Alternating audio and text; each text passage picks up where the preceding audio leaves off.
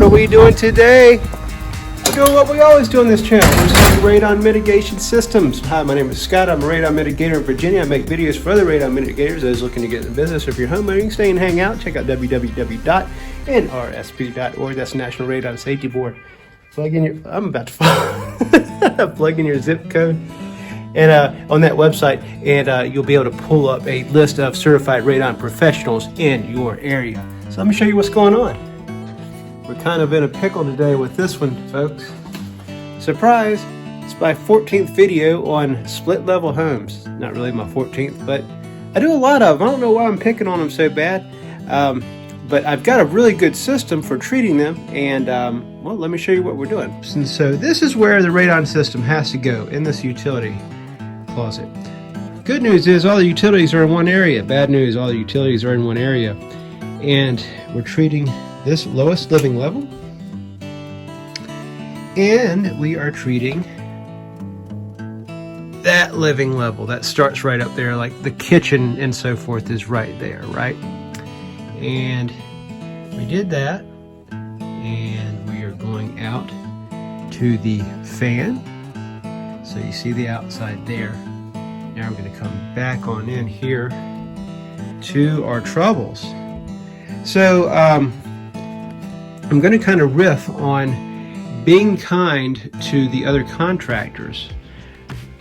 This water heater is at the very close to end of life. This expansion tank, this home is on a well system. We're kind of out in the country a little bit, and it's got a little age on her too. So I am anticipating one or both of these things being replaced in the very near future, and somebody's gonna be saying that daggone radon system's in my way, I'm gonna call that guy and he's ruining my life. So I want to make this to where the next plumber can get around this. So what I've done, it's kind of a no-no, but I don't know of anything else to do. So I'm putting rubber couplings on right here, and then when we lock down a spot down here, we'll put another one as well. So that way this section of pipe will be able to be removed easily to allow either of these guys to come and go. And another thing that happened to me, see, the reason why I'm doing this, I didn't intend to do this. I intended to go right there. What happened right there? The footer. So what we're trying to do is when we put the suction points in people's homes, we're trying to get as close to the wall as possible. But you got to kick out a little bit to make room for a footer. You know, in this case, it looks like the floor was poured and then the blocks were stacked on top of it. But what it's all about is the footer is a perimeter of the home where the home is built upon that. And so underneath here is concrete, and it's you can typically miss it if you put your pipe about. A good example here.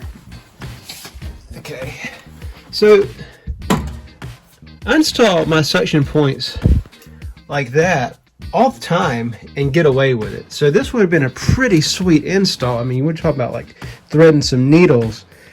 This would have been a nice little superstar install that I would have loved to had gotten away with that, but we didn't. And so what we're going to have to do is come on out this way, which has put us in this position of, oh no, what do we do? And I even had to kick it over. This is a 90 with a street 45, so we have the 21 inches or so. So this bad boy can come on out, and they won't have to disassemble our system at all. But it's basically when somebody changes out this expansion tank, they most definitely will need to remove it. All they'll need is a 5/16 inch nut driver to loosen these, come right off, and nobody will be cussing me out. And they go right up, man! By the way, do you want to see this cool little trick? This is how I find center when I want to drill big holes. So I know that I want to drill a big hole right here.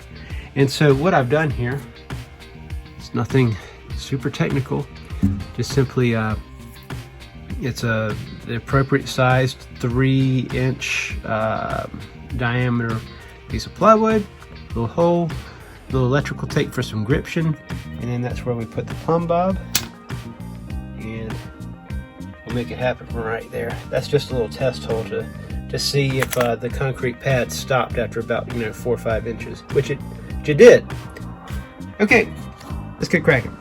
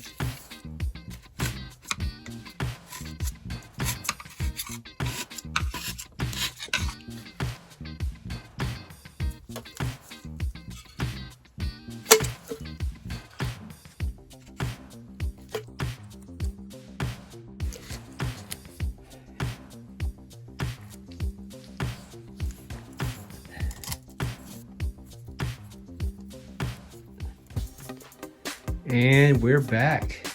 I sure do feel a whole lot better about this now. Someday, I mean, it's gonna happen. It's not if, it's when.